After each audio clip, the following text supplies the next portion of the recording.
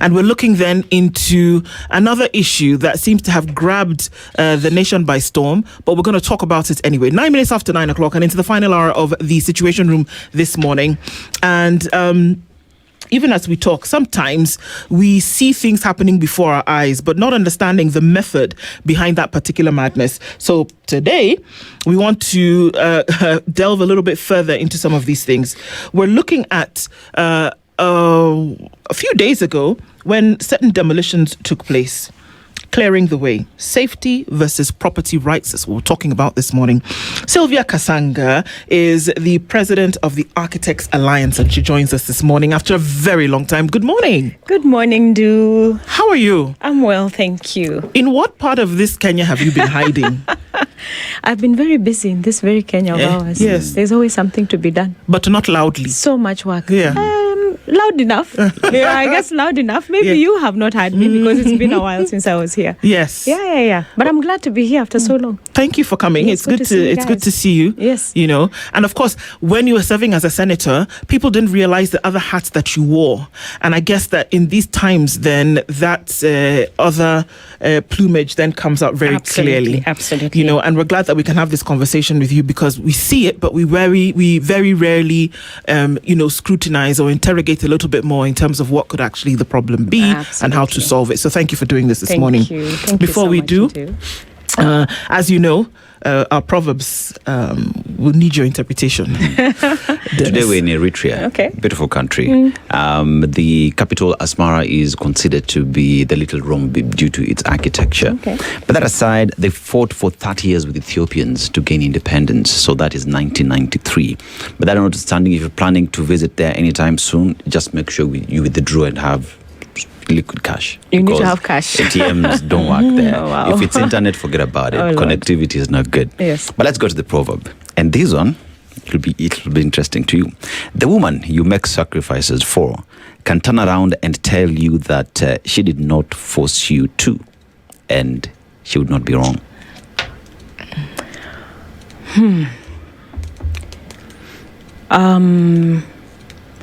That brings back matters of mental health. You know, it's Mental Health Month. Yes, it is. This month, and I'm hoping you shall do quite a bit of work around mental health.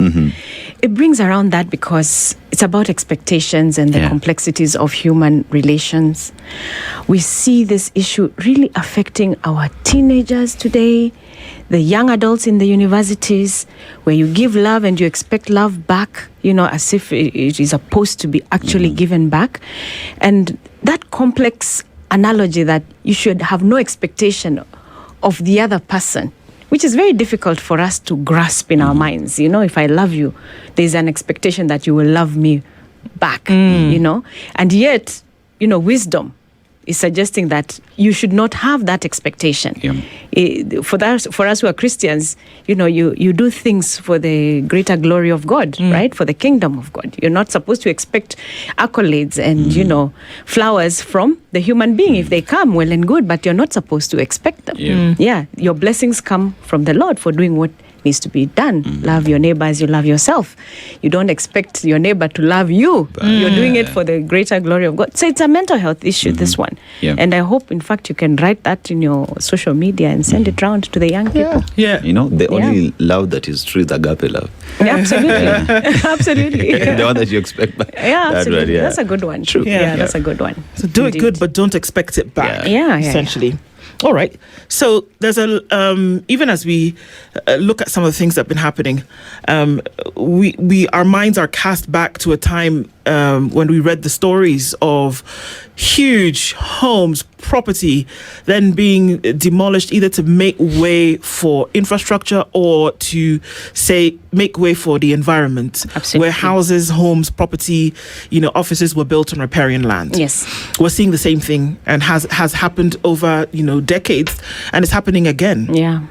And so sadly so. True. Well, okay. Yeah. Well, I think that your opinion has come through there. But property has come down in the last few days. Yes. And it has been a bit ugly in terms of how it has happened. Yes. But when we're saying safety versus property rights this morning, is there a fine line, or are the lines very clearly demarcated in terms of if this is an area where one should not be building, then you should not cry the tears when, you know, the authorities bring it down? And let me take it back a little bit. Last year, we were celebrating 15 years of our constitution, enactment of our Katiba at 15. I think that was the rallying call last year, Katiba at 15. And I did say in one platform that if the Katiba we have today was to be judged or to be looked at in a physical form, that which you can touch and see, then it would be the physical spaces in which we exist. That is the true telltale of how we have rolled out our Katiba. Right? How are our physical spaces? How is the town planning? How is our urban planning? How are rural towns? How are the quality of the roads? It's not just about building a road, but how is that quality of the road? How is it serving us?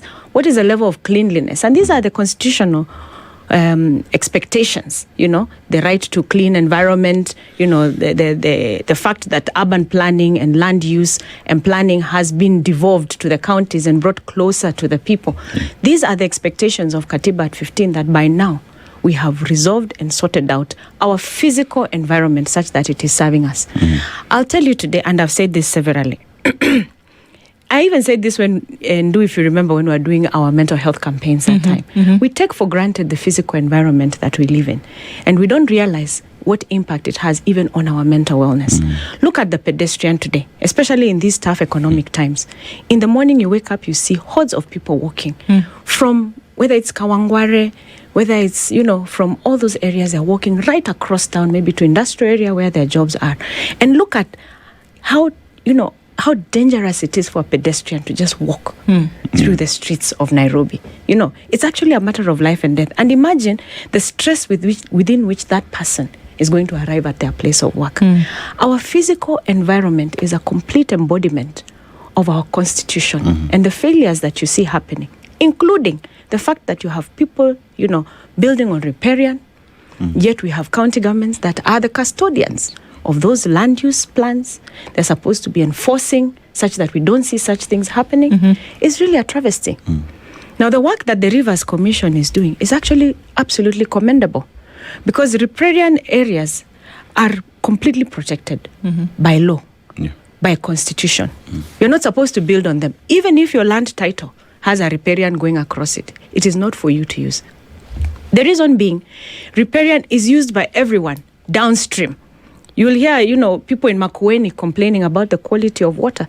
That quality of water starts here in Kirichwa River, that then goes to feed into the Athi River somewhere down the line.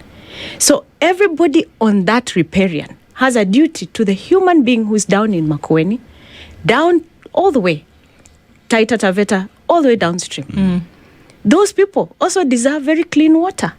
So really, when you're buying land that is that has a riparian around it, there should be that realization that this space is not yours. It is for Kenyans. And the government has a duty to protect that. But how do we find ourselves where we are? Now, let me bring this back again. The reason why, and this one we have tried to analyze hugely when we were discussing Katiba at 15. The reason why we find ourselves in a place where we can look at our physical environment and say, without a doubt, we have not rolled out the constitution accordingly to the expectation of our physical environment, is because a lot of the rolling out that is happening, whether it is at county government or national government, there is a gap where professionals have been left out. Okay. Yeah. Professionals have been left out. And Dennis, my biggest advocacy work that I'm doing today is about the role of the architect. By the time you buy a plot of land, and this one, I want all our listeners to hear. Yes, your lawyer has done their due diligence, they've done their part and all that stuff. But please, even before you pay your down payment, can you get your architect also to look at that plot of land and tell you, these are the zoning requirements, This is what the bylaw says. Your architect will be able to tell you, actually, this is riparian, the water lines will be marked up to this by WARMA, because WARMA is the one that marks flood levels, and tell you, actually, you cannot build beyond this. So I keep saying that if you don't involve your architect from the very, very, very early stage of even purchasing your land, you're missing a very significant point. Yeah, Sylvia, you bring very critical submissions here, because for a very long time, we've looked at individuals who built on the riparian land, and it's been left at ignorance of the law is no defense. You ought to have known. But there is also the flip side of things where I bought land fine, I constructed a building on it, and there were approvals throughout. I even had an architect, right, who supervised through the construction of these projects. So are we saying that there are individuals as well within the space who are letting Kenyans down knowingly? Because if I am to involve an architect from the word go, they would be able to advise me even before I buy that land, because they understand the bylaws, they understand all these things. So are there then individuals within the space as well who are just letting the profession down? Yeah, bad apples are there. There are bad apples everywhere. And we are not... we don't mince our words at the Architects Alliance to call ourselves out for those who are bad apples and say, you're letting us down. We actually have architects who sell their stamp. So a lot of constructions that are going on here, you find that the person, I don't even know whether there's an architect supervising, but you may find that the person who actually submitted those drawings was not a registered architect. But they sought a stamp from a registered architect, because by law, you cannot submit, only an architect, a registered architect can submit drawings for approval. So we have that gap there, which is something we've really been trying to highlight to Kenyans to understand. I'm sorry. Only a registered architect can submit drawings for approval. Yes. Yeah. This is county across the country. All counties, 47 counties. Okay. Yes. Please but we continue have before I ask my serious question. gaps there, because we do have bad apples, which we are calling out. Yeah, we are calling out our regulators also for not pulling out these bad apples or punishing them accordingly. And because of some of the legislative gaps that we have come across now, and we are seeing now, really, this architect who has been given so much responsibility has very little authority also. And we want to change the legislative environment of the architect and create, an act for creation of an institute for architects that can oversee regulation of the practice and the profession as well. Okay. So that we can begin to nib in the butt every, all these bad apples, we can begin to weed them out and also strengthen the legislative framework such that then the architect can get the commensurate authority when it comes to the amount of responsibility that actually an architect carries. Because really the architect is a custodian of public safety when it comes to the physical buildings. Yes. Really, we are the ones who hold that responsibility. But the law does not give us that commensurate authority. I'll tell you right now, even the Physical Planning Act, Physical and Urban Planning Act, that one, there's no express provision that says anyone who wants to develop must, as a matter of must, use a registered architect. It's only implied. And we need to change that, because this is the reason we find ourselves in a lot of Is it a lot of deliberate? problems. Is the lack of clarity then deliberate? Because if you know that something could essentially get somebody in trouble later, the thought then is that from the very beginning you would be very clear about what the recommendations, not just recommendations, what the requirements are for this process to begin. But if it's ambiguous, how do you then hold that against somebody later? I wouldn't say it is deliberate. I would just say it was done when it was done. Maybe at that time architects were not there to, fight and push for it. But here we are now. We are saying now these ambiguous provisions need to be removed, and we have clarity now in line with what we are seeing. Kenyans are having to pay a lot of costs to regularize, to get their property demolished, to make way for flood zones, And it is out of some of these, legislative areas that are not so clear. So that is part of the advocacy work that I have been busy doing right now.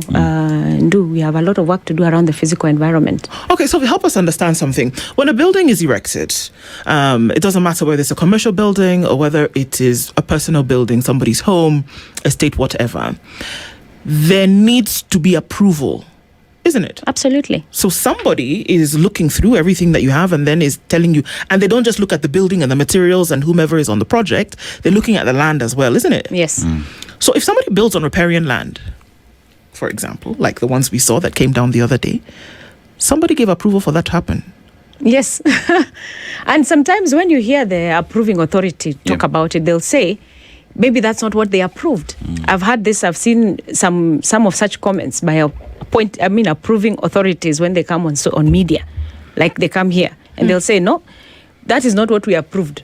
But what is being implemented is different. How did it change? Yeah. Was there an enforcement that said stop construction? Some you see, they will say, yes, we have stopped construction, but it still goes on because maybe there's political interference. So there's a lot of issues we're having to grapple with. There's corruption, there's political interference, there's whatnot.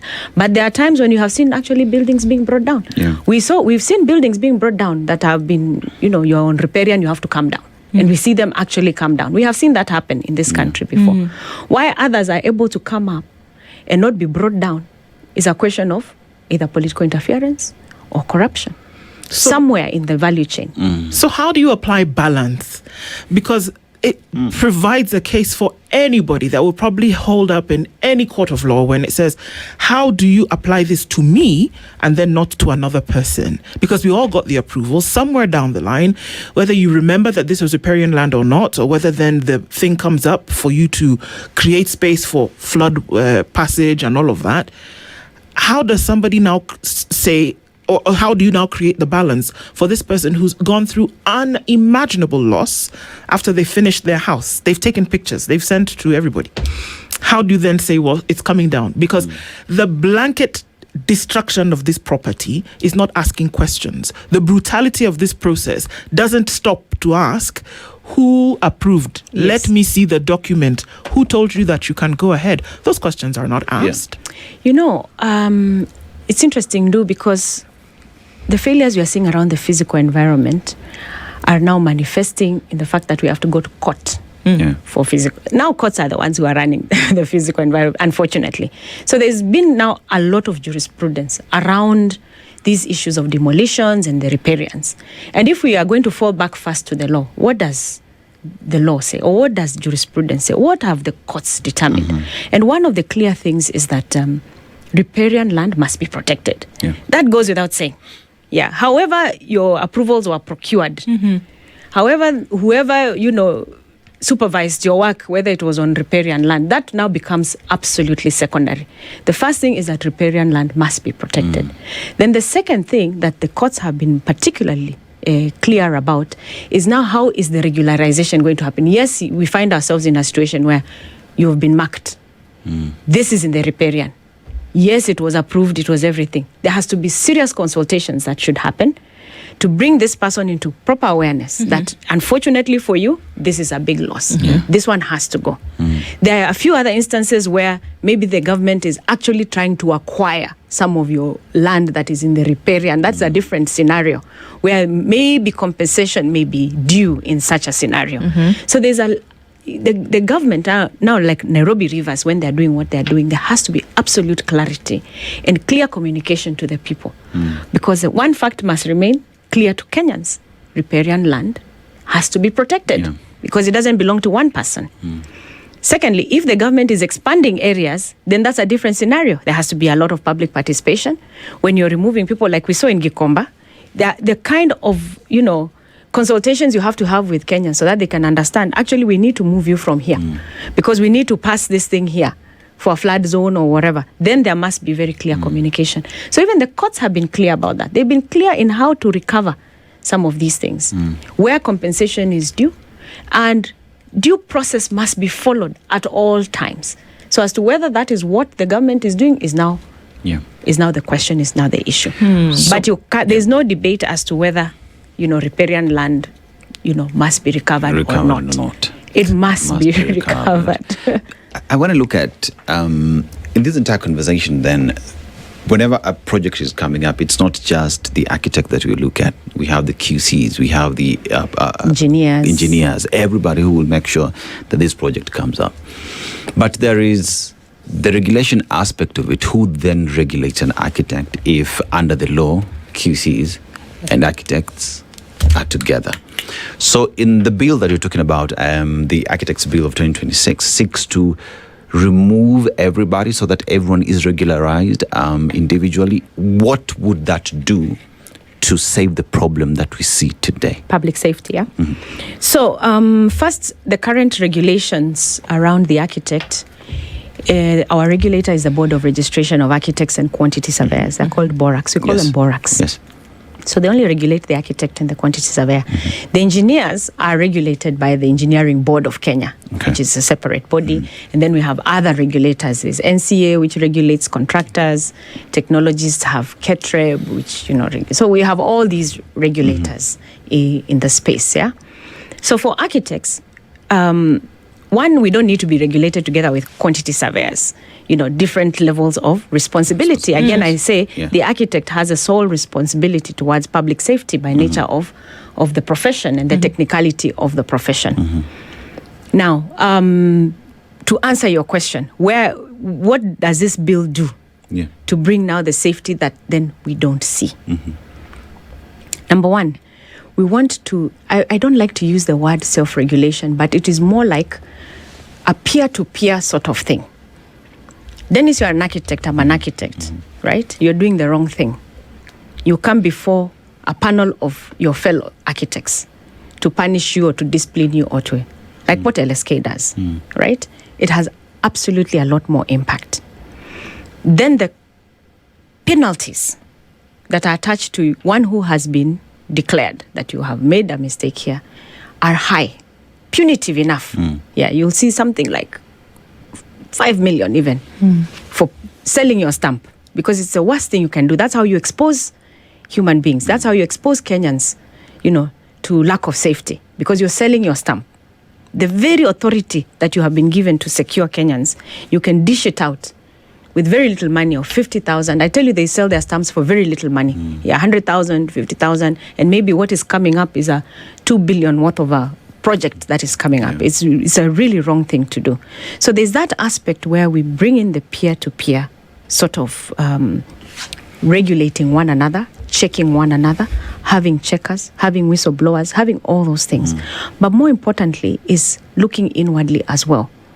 More capacity building, bringing ourselves to present requirements of what an architect is required to be in this day and age.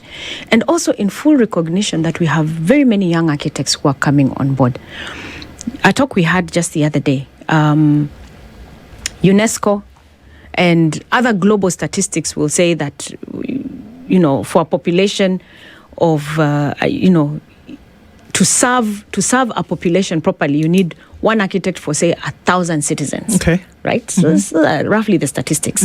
But in Kenya today, where we have a population of about 55 million, you find that one architect is serving between 35,000 to 45,000 Kenyans. So we are really, not training enough architects, because technically there is no structure that should come up without the involvement of an architect. And I mean any structure, even in the rural areas, we underestimate the fact that even if it is a madhouse, yes, it can be properly designed and supervised within the capacity of that person using an architect. Why do you think people are not engaging the expertise of architects, regardless of the structure that's being put up, regardless of where? There's no express requirement by law. There's no express requirement anywhere by law. And that's why people are able to go around us. Then there's also that mentality that we are elitists. There's a mentality that architects, elitists, we belong only to serve the middle class. That is completely unfortunate. No, we are not expensive. You see, that's not what they say. They say, architects are expensive, we can't. No, we price based on the project. There's no expense there. You're pricing for the project based on the project. So there's no expense there. It's expertise that you're bringing in, right? But this mentality, Kenyans, we need to remove this mentality. The reason why our cities, our towns, our rural areas are looking the way they look is because there's no expertise. It's because Kenyans, it's become a free-for-all sort of market, which we need to capture in the spirit of our constitution to bring it back into some sanity, to bring back some sanity. You drive here Mlolongo, it's a nightmare. Look at Pipeline, it's a nightmare. I want to assure you that most of those did not have a registered, trained architect who worked on all those structures. Yeah. The other day you had an NCA relied, I think, on a report that was done by the National Building Inspectorate that was suggesting that 85? Over 80%. Over 80% of buildings that they inspected, I think 23,000 buildings that they had inspected were not fit. Again, I want to assure you, a trained architect of capacity, even for our own reputation, it is in my interest to see something done from the beginning to the very end until we hand over the keys that is done properly. I just don't design. I supervise. I manage the contract. That is the training. And that is why the responsibility is heavy on an architect. Yeah? But you'll find Kenyans, we are going round architects in the pretext that we are expensive. And that is not true. We are training. It's very expensive to train an architect in Kenya today. We have 5 universities training Kenyans. Can we really make use of them? Yeah. We have now almost 500 architects coming out of university every day. We need to absorb them. We need to use their expertise, and we need to change our physical environment and change that mentality. The other thing that the Act is going to change, it's been a bit contentious because at the moment, under the current Act, there's a prescription of what our fees should be, which I think is what deters a lot of Kenyans. Yeah, because it's a fixed fee. And it's a percentage of the cost of something, it's isn't a percentage, it? yes. Okay. I'm not sure how these percentages were arrived at. But we look at how lawyers do what they do with their remuneration orders that then are published almost on an annual basis. And we say, maybe this is the direction we need to take. Rather than straitjacketing ourselves into a space that you cannot maneuver based on the current situation in the country. Maybe this is the direction we need to take so that we can be also more accommodating to Kenyans. And we can get commensurate compensation for the work that we do, the different levels of work we do. Those who are working in the rural areas, those who are working in the cities, there's commensurate, pay and services that are then given to Kenyans. So there's that aspect also that we are looking at critically that needs to change and align with the modern times. So I want to bring you to conversations around city planning or even estate planning. And I want to pick your brain on how Nairobi is supposed to look like if we used registered architects to help in planning the city. You just mentioned about pipeline, and with where we sit today, many are saying even the Kilimanis of today are just turning out to be bougie pipelines because of what is happening. Absolutely. So what does an architect bring on the table when it comes to planning a city that is modern and that serves everybody? Because remember, we're talking about safety. You walk in some estates today, in Eastleigh you would walk, and we've heard of stories of individuals who've been hit by rocks that are coming from buildings up top. What does an architect bring to having areas where we live to be safe, to be sustainable for the future? And beautiful and good for our mental health. As we have seen in other cities. We've seen lots of cities, beautiful cities. Now, first, let me just say that architects, we don't work on our own. Of course, we don't work alone. We don't work in a silo. We work with teams. We work with other professionals, right? So we are clear about that. When it comes to physical planning, and this I need to say it very carefully because I don't want my fellow planners who we work very closely with to get offended. But the architect brings the third dimension. What we are taught in school is a third dimension. A lot of planning is a two-dimensional. You're looking at X and Y. If you remember your X and Y. Yeah. So then the architect comes with a Z that goes up. So when you sit down to city plan, planners must have an architect who brings that third dimension. Yes, we are saying, let us zone in this way. But the architect will come and say, in terms of 3D, what will this look like? Here they'll be high, these ones will be low, this will be too tight, we need wider. Those conversations then can happen. There are cities that are built by professionals who are both urban planners and architects, because that happens. There's an aspect of urban planning as we go through architecture school. And there are those who finish their first degree and then they go and major in urban planning. So you find that they have a hybrid of both. And they make very good city designers and planners because now they have that aspect of the 2D and the 3D. Like you'll see in Singapore, for instance, some of the people who designed cities like Singapore, Paris, beautiful Paris, you'll find an architect who has that urban planning. So the two must come together. You cannot just design on the two dimension. You have to look at the third dimension. That's why we end up with places like Mulolongo, because all you have is plots. Yeah? The planner has done his part. It is just plots. But when those plots were being, what we say, katwa, yeah? Was there somebody to look at what is the impact in the third dimension if we say we are going to kata and these are all urban plots? So everyone will come and put up a tower. What will that look like? Right? Then you have to bring in environmentalists and others. This has to be a full team. It can never be one person. You have to bring a full team.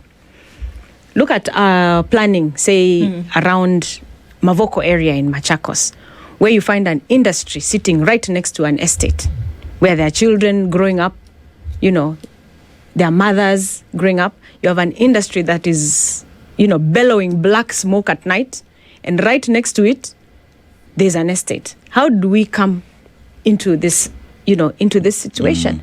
Again, I'll tell you, because part of our work as architects is to also analyze usability. Those are areas we can sit and say, no, this cannot happen.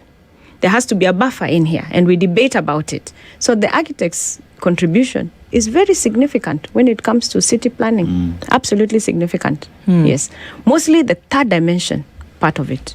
So is what, when you look at, closet areas of a metropolis, so you have the city itself, and then of course you have the closet areas. Nairobi, very clear what you have. Nairobi, you're looking at Syokimau, Mlolongo, you're looking at Ruiru, you're looking at Kiserian, Gong, right? And they're they're still mushrooming. But it would seem as though you need it. Even Nairobi itself, the planners have told us that if it had followed the plan, then perhaps Nairobi would not be looking the way it's looking today. So how do you say that you're planning for cities, even future cities, if you're not even following the original plan? And then to take into consideration populations that are growing. It doesn't matter what you say, they will grow. And that the growth of the population has to be followed by a proper planning, because Absolutely. What are you going to do? Here we have sanitation issues with lack of sewage, not improper sewage, lack of sewage. There are people who had to put up, they didn't care, they just wanted sewage. Here in Kitengela, 40 million shillings, they put it together by themselves. Others in other places, they're putting up homes, they don't know what the plan is for sewage, but they know that they need to, what are those things called? Biodigesters. They're all over the place. Yes. People are just putting up things for themselves. Yes. So the question is here, how do you develop properly? Here we are saying you need an architect, you need a planner, you need an environmentalist.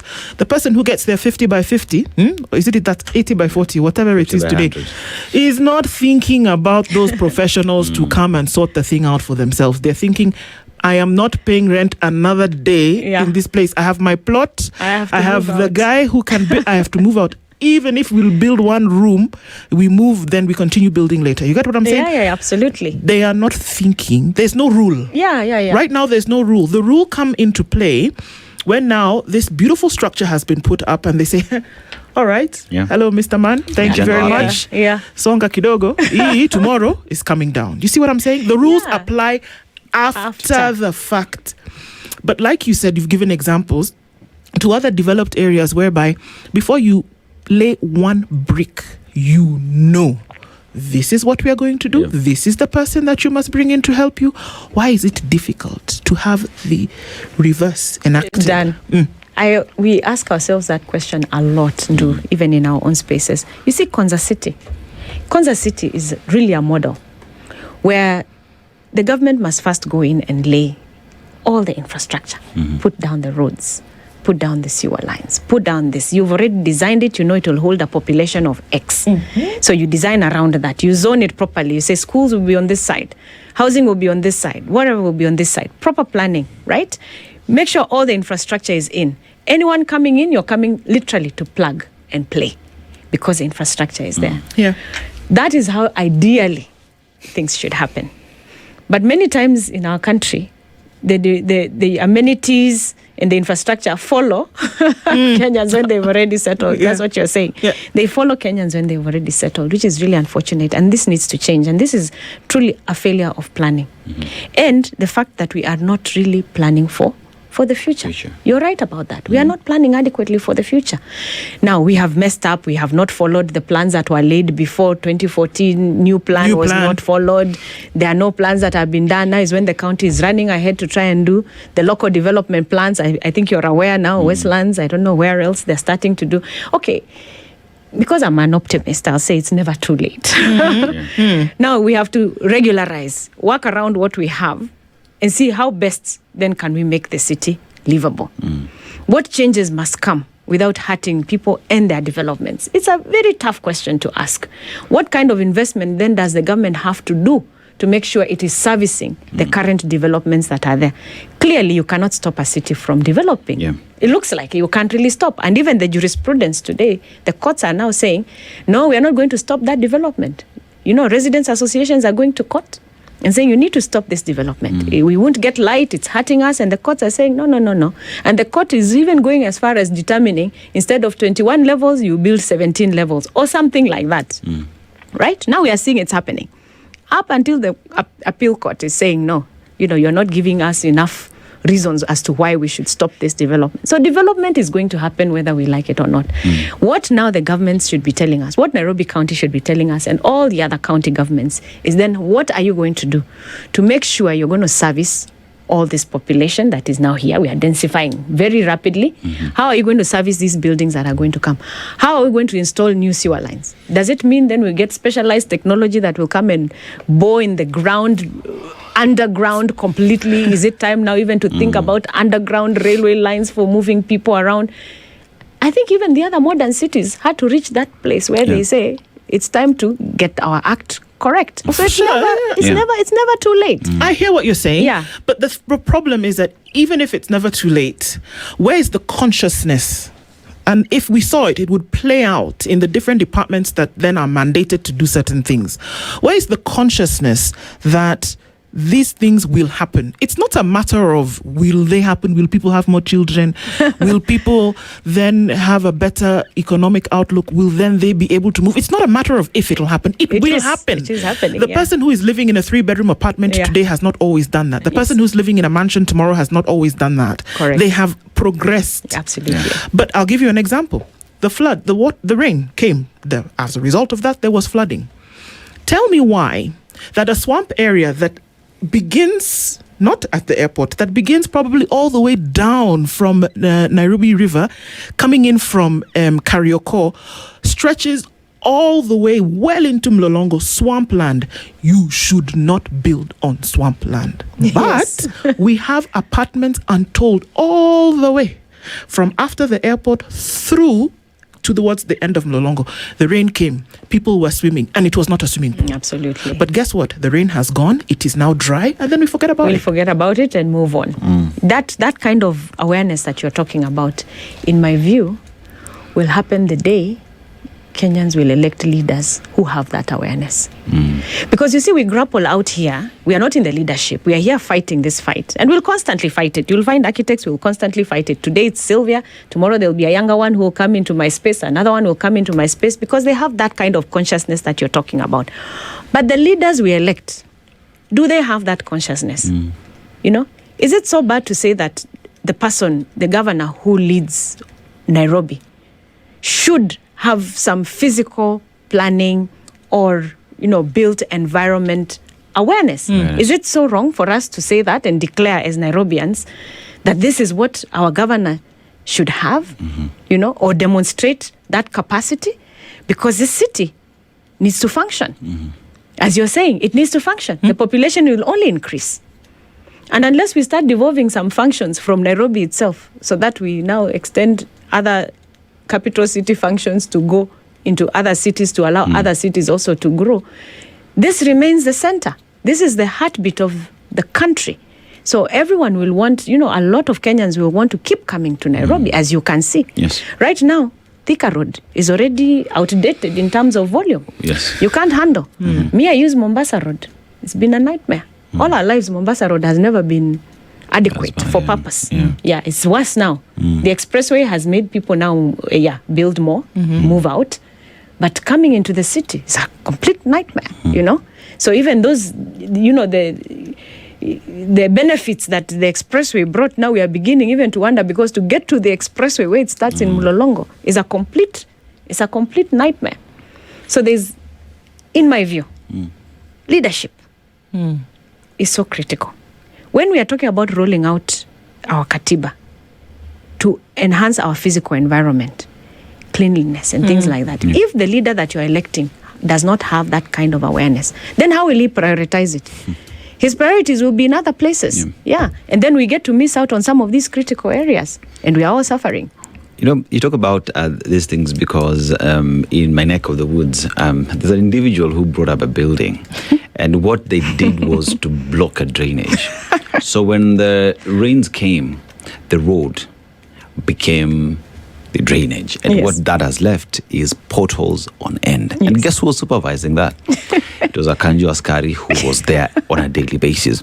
But this is what we're talking about, because having a structured city or a beautiful city is not only just for show. It is where we live. It is where we raise our children. It is where we go to church. It is places where we go to unwind. In Nairobi today, if you want to go to a park, where do you go to? You have to leave Mlolongo to go to Uhuru Park. Absolutely. Because we do not have these spaces. And amenities have also been overrun by, again, poor leadership that have not protected spaces that our children ought to go play football, where we ought to go swimming, because the leadership has not thought about this. Because the Singapore we talk about today, I was seeing a colleague of mine went to Singapore. From her hotel, she would see in the middle of the CBD. From her hotel, she would go run in a park in the middle of the city and go back to hotel. Yes. All that is what makes humanity, makes all of us be sane in an environment where it is fast-paced and continuously moving. But that notwithstanding, as architects now, as individuals who understand the importance of having all these, how do we push this conversation to ensure Mwananchi understands, but that the political class, the leadership there is, understand the importance of having cities that are built for the future that we can also enjoy today? This thing of leaders, I keep telling my fellow professionals, you guys, we have to roll up our sleeves and get into that space. We should stop joking. We should actually, we owe it to Kenyans to roll up our sleeves and get into that space and not leave it for others who we say we have to now teach them and everything. Last parliament, how much did we talk about mental health? Are there no parliamentarians right now in parliament to speak about mental health? Considering now there's a serious clawback to the, to the strides we had made in the last parliament. Serious clawback on the mental health space. You cannot say they are not aware. But maybe if you had some serious mental health people right now sitting in parliament, they would be now busy putting the government to check. They are the representatives of the people. I say the same. Let's roll up our sleeves. Let's get into these spaces.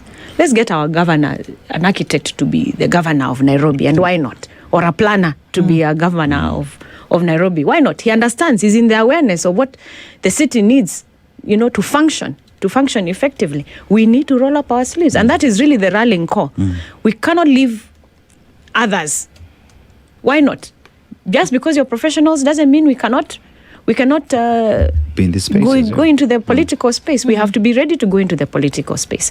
And for those professionals who are already in the in the political space, because we do have some professionals in some of those spaces, they have to remember that the electorate is not just the people who have elected them from where they come from. Even them in their duty as a professional, you have more work to do. You can hold the government to task, not just over the constituents who elected you, but also over the matters of your own career, of your own profession. You can hold the government accountable, and you must. It is your duty. So we have work to do as architects. Whether we are out here in the profession, we have a duty to Kenyans. And we have to have that duty and do it with the diligence and the care that is required of us to protect Kenyans. We must also get into those political spaces, because then we can go and extend our duty by being in the governance space. If we are at all, we are going to realize, our full constitution, the way we speak about it. Our constitution is not just the governance we keep talking about, the politics, and the leadership, and of course budgets and everything. There's also the physical space that needs to be realized, the way the constitution, promised us.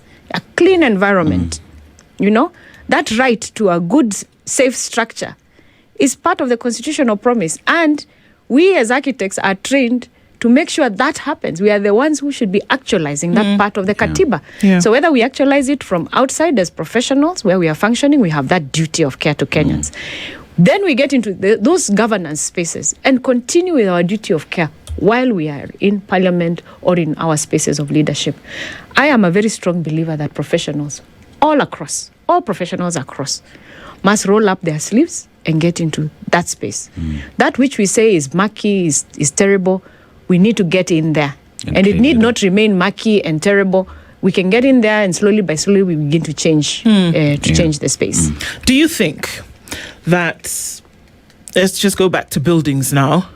Do you think that buildings that have been built on lands which they shouldn't be built on should be brought down? It's a yes and no. There's a lot of analysis that first needs to go there. So, riparian land, for example. Riparian Your previous statement was that riparian land is riparian land, it should not be built on. Riparian land, especially, like I said, that water that passes through there is not yours only. It belongs to a lot of Kenyans that are downstream. All right?